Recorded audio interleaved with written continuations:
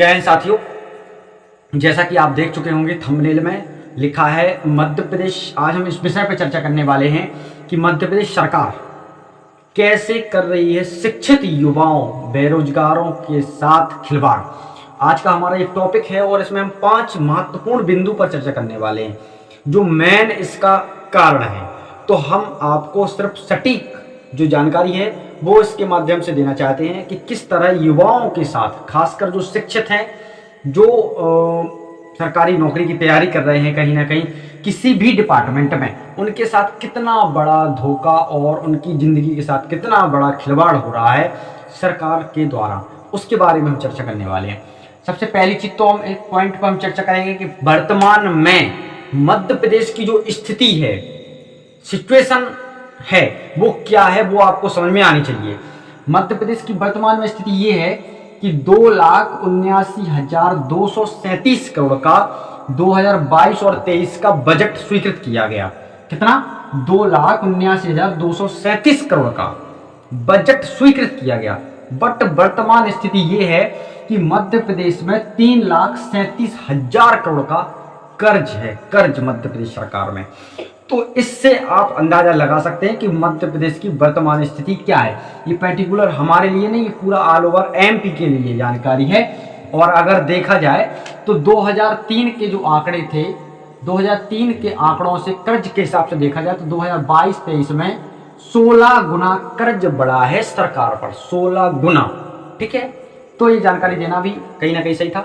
दूसरा जो था हमारा टॉपिक पॉइंट कि 2017 से कोई भर्ती रेगुलरली नहीं हो रही।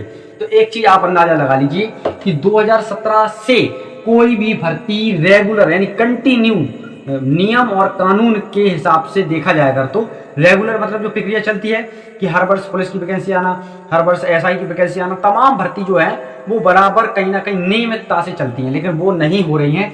और अगर वर्तमान स्थिति की हम बात करें तो कम से कम मध्य प्रदेश के सभी डिपार्टमेंट में 1 लाख पद खाली हैं, ये पक्का आंकड़ा है। ठीक है, तीसरा जो हमारा पॉइंट है वो ओबीसी आरक्षण से युवाओं को गुमराह करना।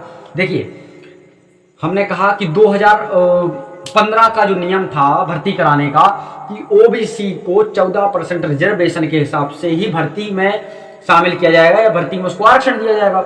बट सरकारें क्या करती हैं कि जैसे ही चुनाव आता है वो कहती हैं हम आपको 27% देंगे, आपको इतना देंगे, आपको उतना देंगे, और भर्ती करवा देते। और भर्ती जब दबाव बनता है स्टूडेंट्स का या फिर परीक्षाओं में जो करा रहे हैं आंदोलन का दबाव बनता है, तो फिर क्या कर देती सरकार कि नहीं हम आपकी भर्ती 27% आरक्षण से ही कराएंगे। कहीं कहीं आदेश भी जारी कर देती है। फिर होता क्या है, हाई कोर्ट उसको निरस्त कर देता है। बच्चों का रिजल्ट बन जाता, बच्चे पहले एग्जाम में क्वालिफाई हो जाते हैं, फिर हाई कोर्ट का आदेश आता है कि 27% रिजर्वेशन नहीं दिया जाएगा, 14% दिया जाएगा।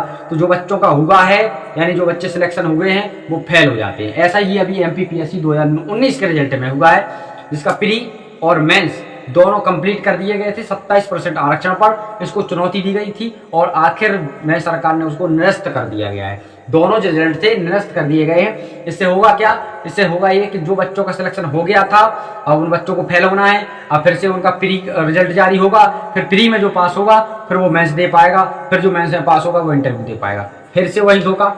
चौथा हमारा ये है भर्तियों में भ्रष्टाचार। मतलब अभी जो आप देख रहे हैं करंट में टीईटी जैसे पेपर एग्जाम लीक करा दिए सरकार ने। इसके पहले व्यापम जो था वो भी कहीं ना कहीं पेपर लीक कराता था, और आज वो पीईबी जो है उसका एक चेंज करके नाम को चेंज किया था। बशर्ते व्यापम वही है, पीईबी भी वही है।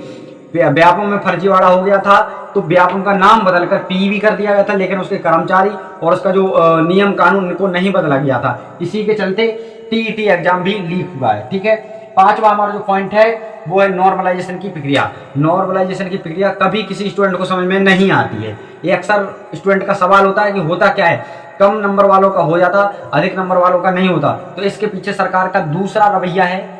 अब इसके पीछे क्या कह सकते हैं, हमें तो लगता है कि कहीं ना कहीं घोटाला होता है। ठीक है, तो ये पूरा हमारा डिटेल था ओवरव्यू। और अगर आपको वीडियो अच्छा लगा हो तो लाइक शेयर सब्सक्राइब जरूर कर सकते हैं। धन्यवाद।